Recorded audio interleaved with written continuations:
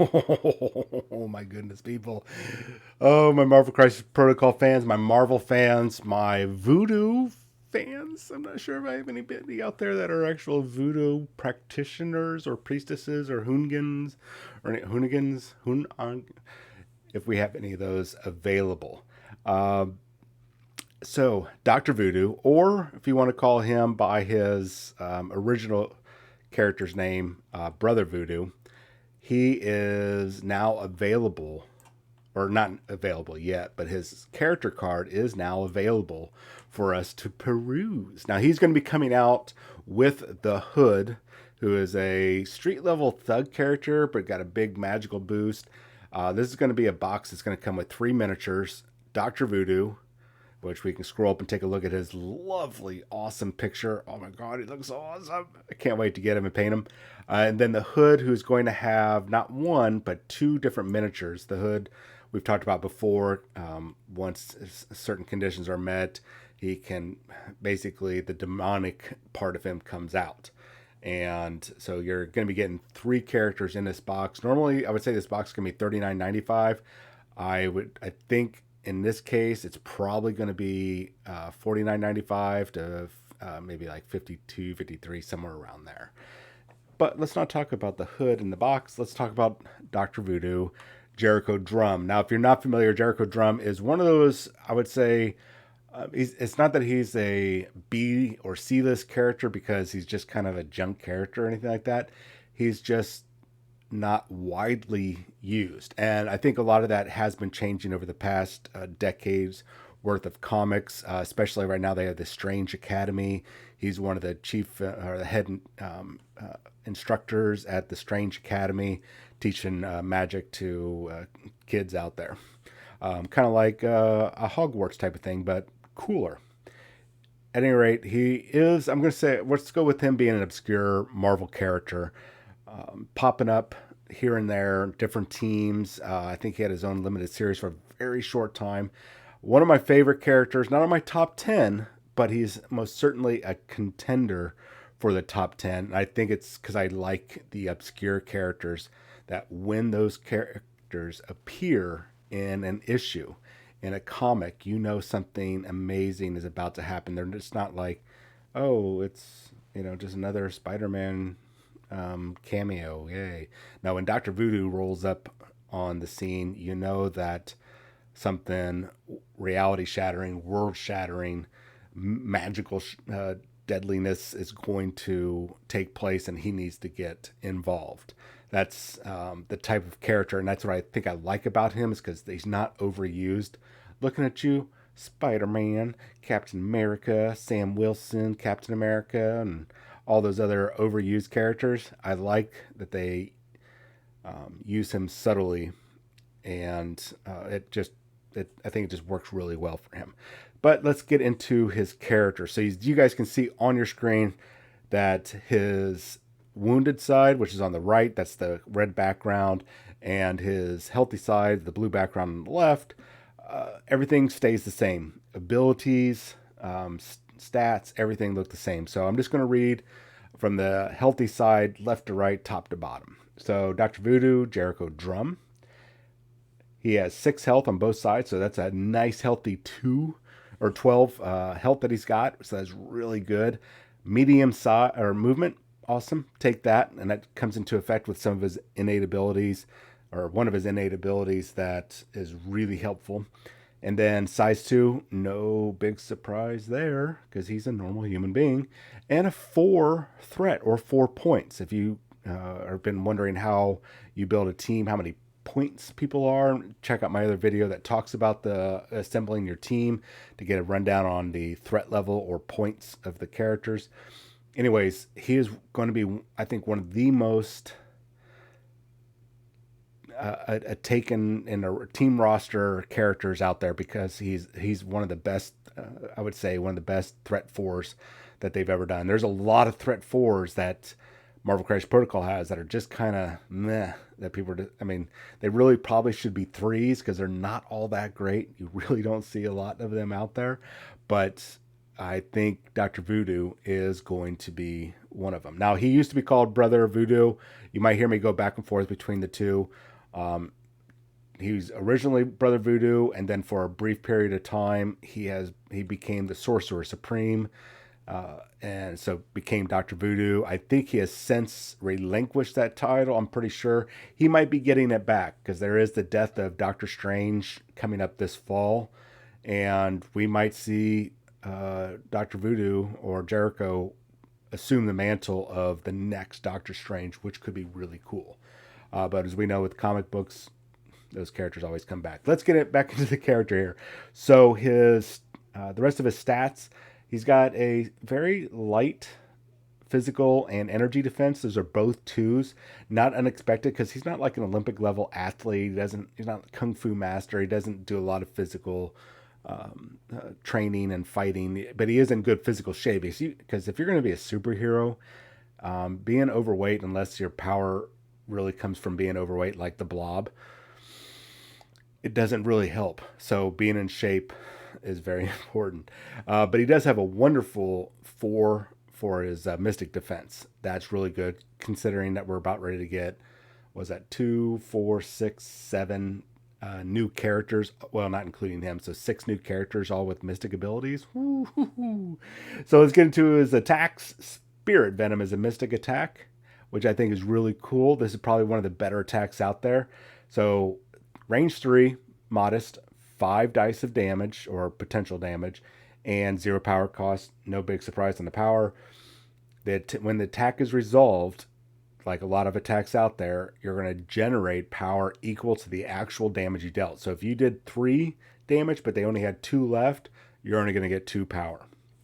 Now, here's the other thing. Before damage is dealt, so before you do that 2 damage, for every wild symbol that you roll on those 5 dice, plus any, not including any other dice that you might get from a tactics card or a reactive ability from another character or something else.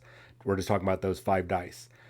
You are going to get a point of power for every wild symbol. So you roll 3 wild symbols and you also cost 2 damage, you're going to get 5 total power off of this 0 cost attack.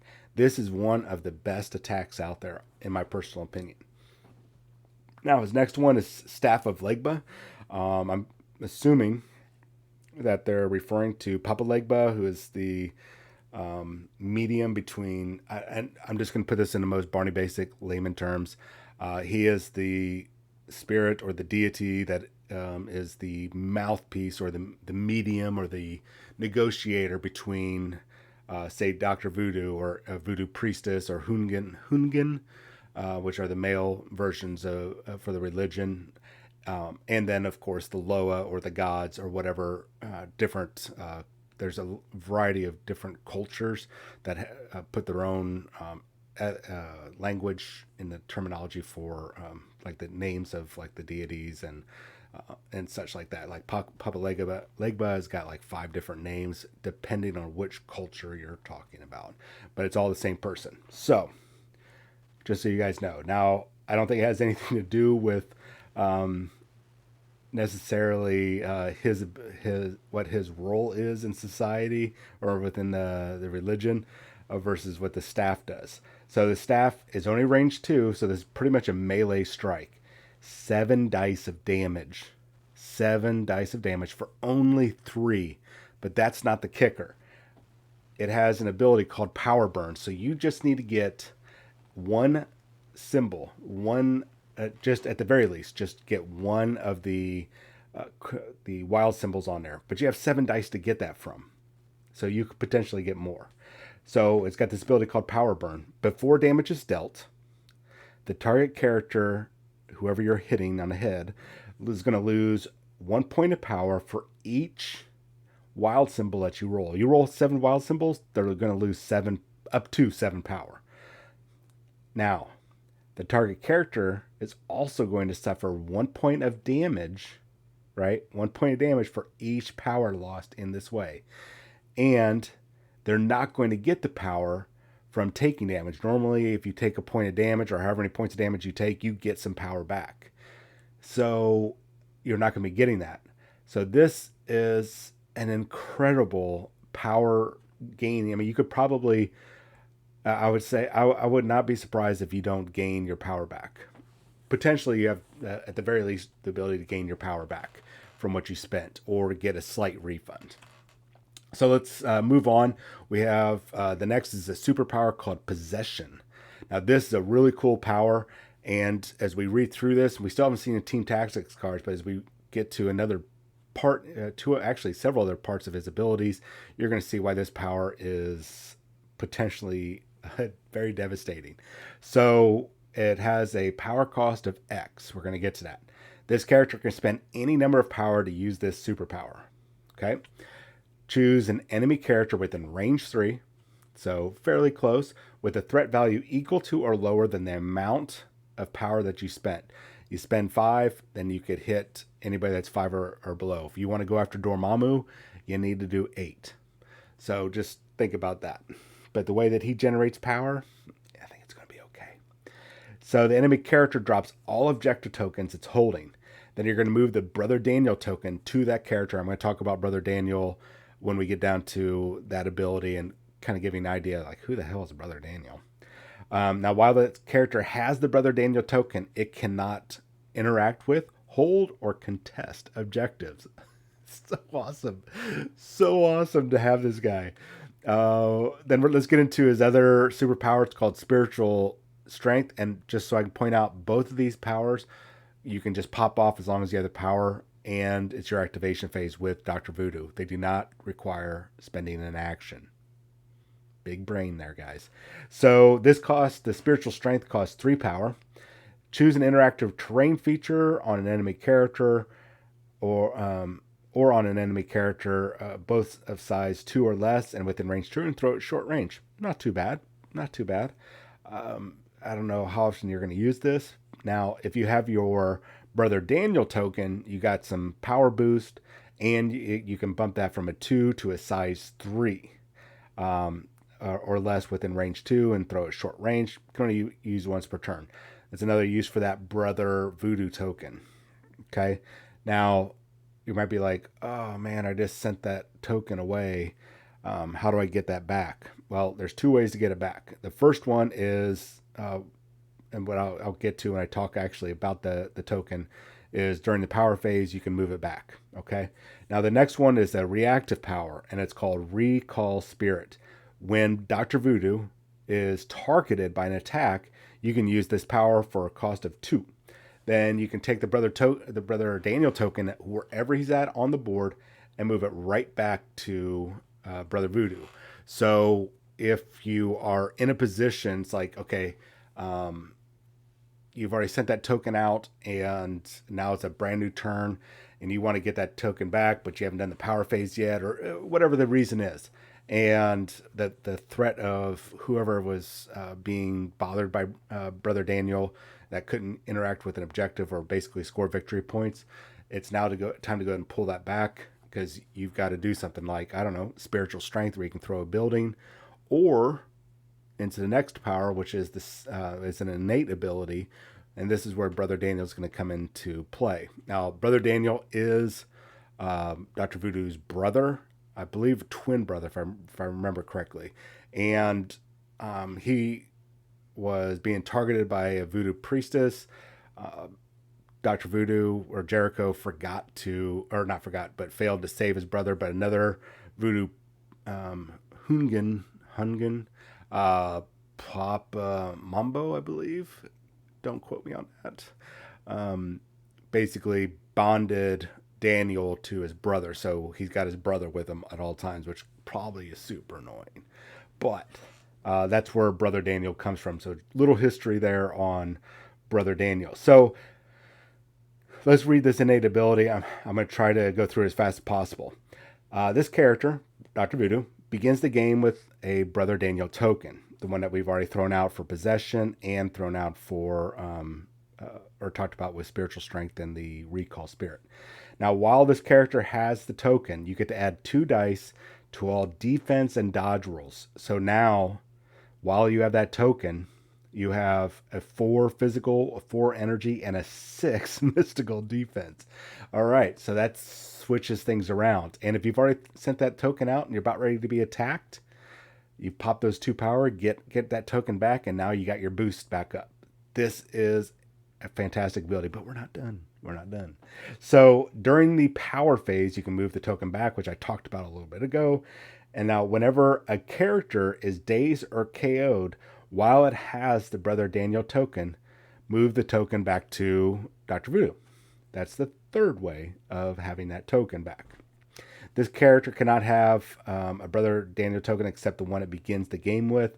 When this character is removed from the battlefield, remove the Brother Daniel token from the game. Not unexpected. And I imagine whenever Kitty Pryde comes out, and if she has a Lockheed token, it's probably going to be along the same lines. Now, whenever this character rolls dice, after the effect is resolved, it gains 1 power if it rolled at least 1 critical failure. So having your brother around, having Brother Daniel with you, is really beneficial. I mean, I'm guessing it's not, hey, I just rolled like 5 critical failures in this one effect. It's just when probably for every incident, like, hey, I just rolled my defenses against this attack. I might have rolled 3 critical failures, but since this power is only going to give me 1 power back, but now I'm rolling for a second defense from a different attack. Hey, I got another critical failure. I'm going to get a point of power back. I don't see anything that could be FAQ'd, and I could be a little wrong on that, but I'm pretty sure that that's how that works. It has to be from whenever you're rolling 2 different set or rolling a different dice pool. So let me know if you guys know otherwise down below, or is my interpretation spot on.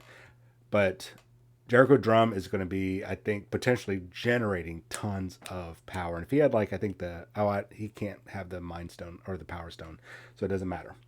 I think he's going to be almost a must-have. I think he's made it into my roster. I'm going to have to figure out how to squeeze 4 in, but I think he's perfect.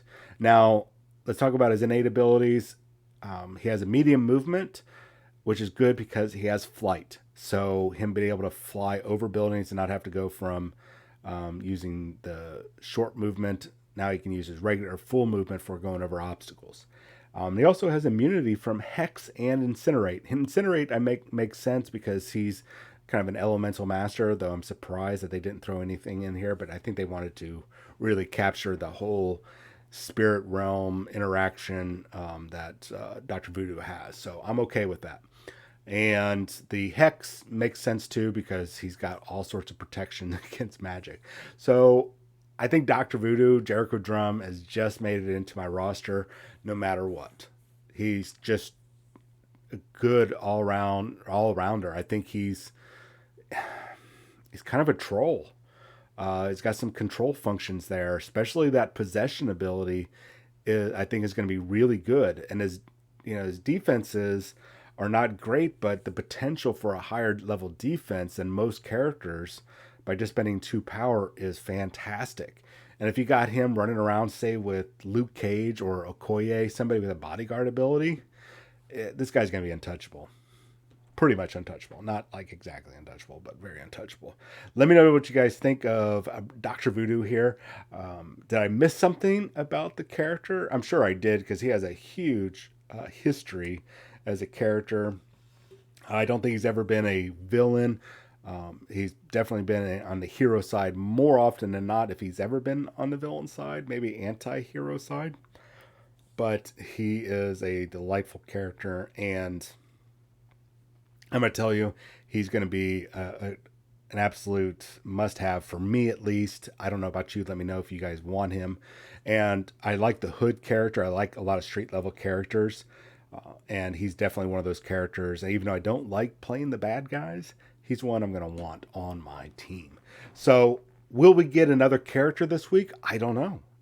Who knows what Atomic Mass Games is doing. I don't think they have any more Star Wars stuff coming out right now that they're going to be talking about. So we might get on, say, Thursday, the Hood or another character or something else entirely. Who knows? We might get a preview of what's beyond all these new mystical characters. If you guys know, let me know in the comments below. And also on your way down, hit those comments, which I super appreciate when you guys do interact with me. I do my best to respond. It really helps me figure out what's best for the videos. Go ahead and hit the like button, hit that subscribe button. If you got to do a thumbs down, cool, I get it. But if you leave a thumbs down, at least let me know why. That way I can be somewhat be able to correct anything in the future. And you guys have yourself a wonderful, what is it? Today's Tuesday. You guys have a great Tuesday, and maybe I'll talk to you a little later. See you guys.